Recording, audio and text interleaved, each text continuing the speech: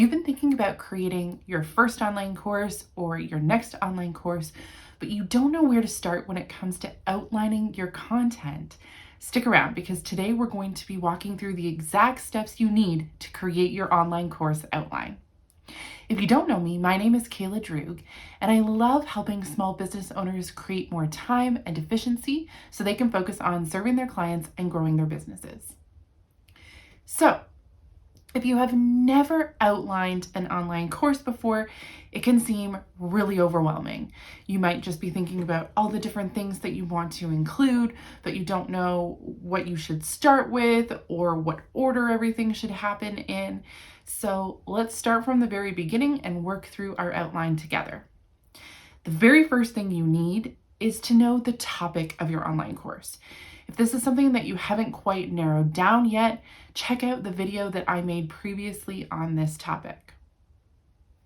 Okay, so you know what your online course is going to be about, but how do you start actually creating the outline?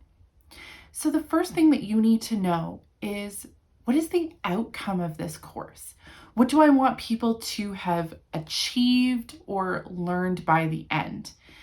And definitely, I would focus on what do you want them to have achieved. Your online course is going to be much more successful if people can come out of it with something tangible that they have accomplished rather than just something that they have learned. So along the way, I encourage you to keep this outcome in mind. What is the tangible thing that you want people to have accomplished by the time they have finished your course?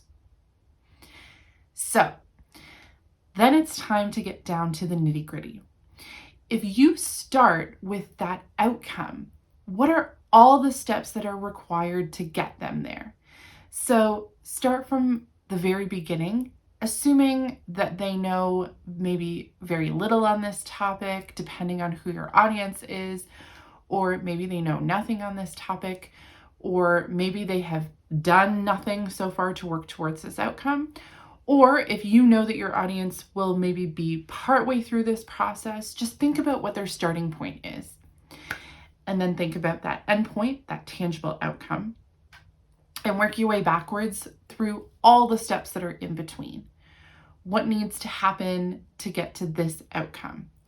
And work your way backwards. Or if you have the type of brain where you would rather start from that beginning point and work your way forwards, that's fine too. Just make sure you're keeping that outcome in mind. So once you have all of your steps outlined, then think about what is required to complete each step. So each step is probably not one single task. It's probably a group of tasks to achieve one thing. So break that down even further. Really think about what the action items are for each step. So again, if you can give people something tangible that they can do at each step, that's going to help them move through the process more quickly and effectively. At this point, you may have a lot of steps and a lot of sub-steps, a lot of action items. So I want you to take stock of everything that you have created so far and ask yourself a very important question. Is all of this necessary for this person to be able to get to this outcome that I originally stated? So you may find that there are things in there that aren't really needed in order to get to this specific outcome. There might be steps that people could skip. There might be steps that are optional.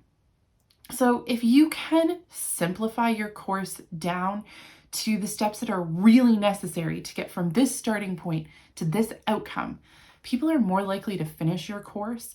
They're more likely to find it easily digestible and easy to follow.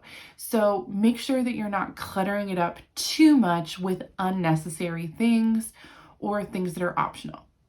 Now, if you don't want to entirely get rid of some of those things, maybe they're things that apply to some people but not others, you could put these in an optional lesson or module, or you could have them be additional resources or optional steps at the bottom of a lesson so that people still have access to them, but they don't have to complete them in order to move on.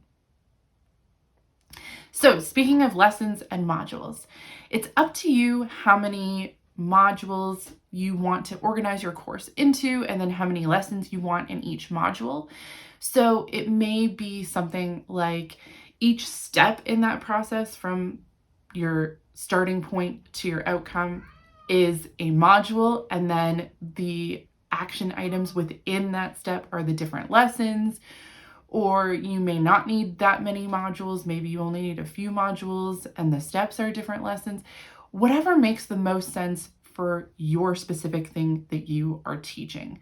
So I would say try to keep your lessons fairly short. And again, try to include some sort of action or achievement for each lesson as much as possible.